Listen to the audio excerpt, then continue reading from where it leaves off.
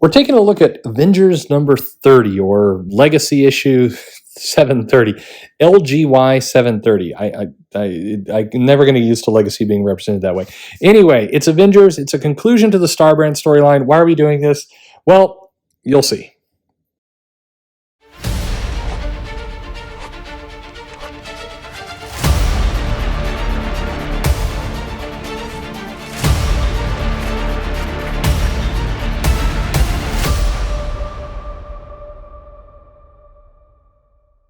Hey everybody, this is Perch.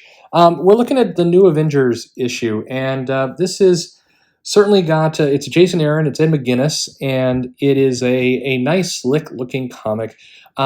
This has been a weird storyline. So this is part 4 of 4 of the Starbrand Reborn, which is also the Avengers in Space, which was also Thor is infected by the Brood, which is also Tony Stark is in the with the Avengers BC trapped back in time, which is also the Blade is on the team and has a Man-Thing Jr.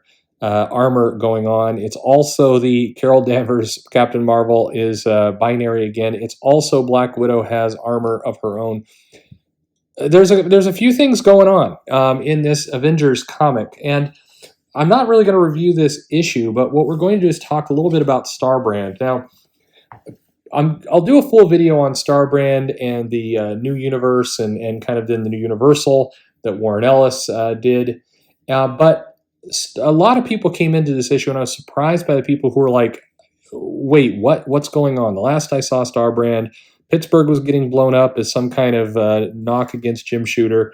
Why is there a pregnant woman who is the Starbrand, and what is kind of the big comment. So first off, just for some general history here, Starbrand during the 616 Marvel Now event, Jonathan Hickman takes over the Avengers, and he starts his big road to Secret War, which was really also a continuation of his Fantastic Four work.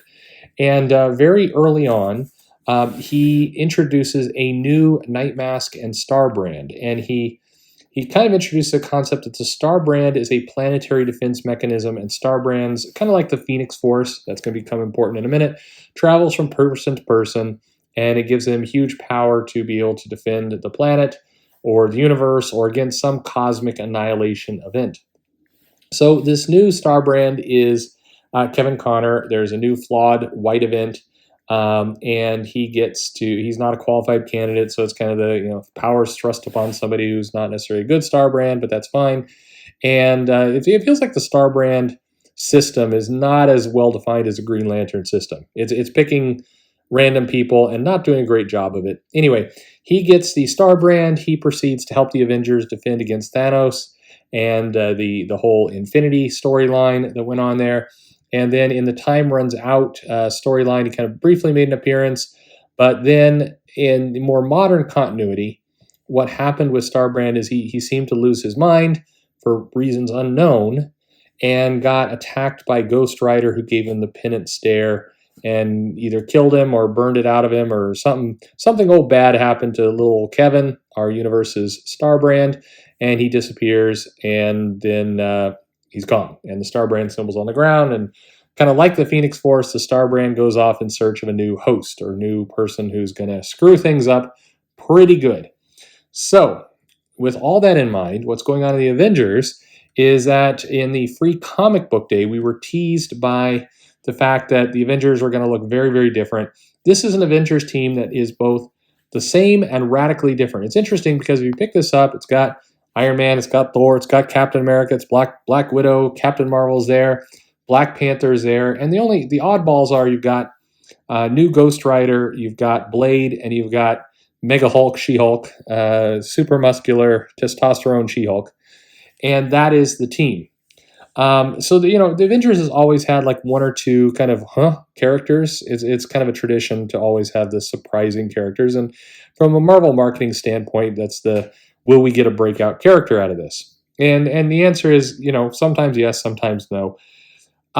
So if you're a movie watcher, though, and you're coming into this comic and you say, okay, it's got Black Widow, it's got Captain America, Black Panther, Captain Marvel, Thor, Iron Man, you're going, okay, I get it. This is an Avengers team I'm certain to recognize. Let's open up the comic, see what's there. And unfortunately, this Avengers run has given us a lot of very odd moments, like the Avengers chilling out in a hot tub, the fact that uh, Jennifer Walters, She-Hulk, is simultaneously out of control angry Hulk and super smart lawyer Hulk at the same time. It's very weird because she'll say, should I flirt? I'm not sure how to flirt here, which really isn't her character, but then her voice is, Hulk horny, and it's like, what? That's my problem. A lot of people complain about the new Hulk for her appearance and all the rest. My complaint is I can't. What are you doing with the character? I just can't figure out what are you trying to go for, because it seems very convoluted. But anyway, this free comic book day issue came out. It was going to tease Avengers in space. They're off in the Shi'ar galaxy, and it was going to tease some big moments for them. You've got Captain America looking like Corsair. You've got Captain Marvel's Binary, and you have Thor as a infected by the Brood and out of control, carrying the hammer around in his mouth. So it's I can only imagine a person watching in game being like, okay, cool, I'm ready to see the Avengers. I picked this up off the shelf.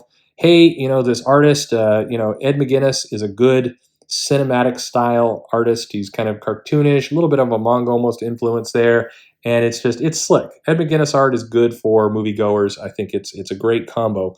But if you pick this up, you are completely and utterly confused by what's going on here. You just, none of this would make any sense. I saw a person who's not familiar with this picked it up and was like, "Why is Groot wearing a jacket?" It's like, no, that's Blade, and he's got Man-Thing armor is what's going on there. So whatever, a lot of interesting things going on. But back to Starbrand. So Starbrand has settled into this pregnant woman who is was down on her luck. She was small town Kansas City working for Roxxon, and then it moved to Madripoor. Good old outsourcing at work.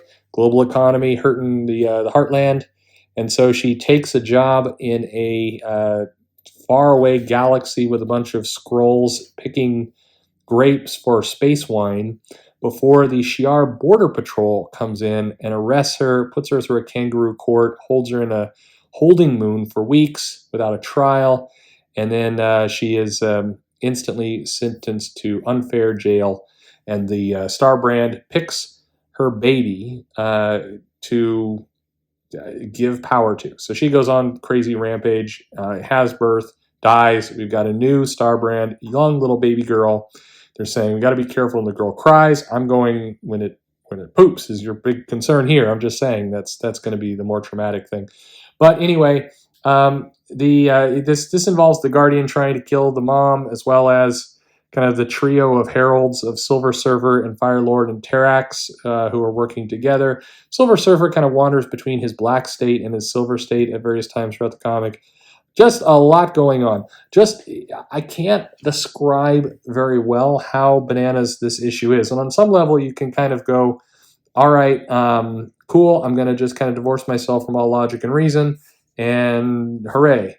And on the other hand, you look at this going, the Avengers had a good year last year, and having a good comic that kind of generates that excitement would be a nice thing. I mean, it's really strange that you can look at this and go, man, the Hickman run was so much more accessible to new readers, and just saying that out loud sounds ludicrous.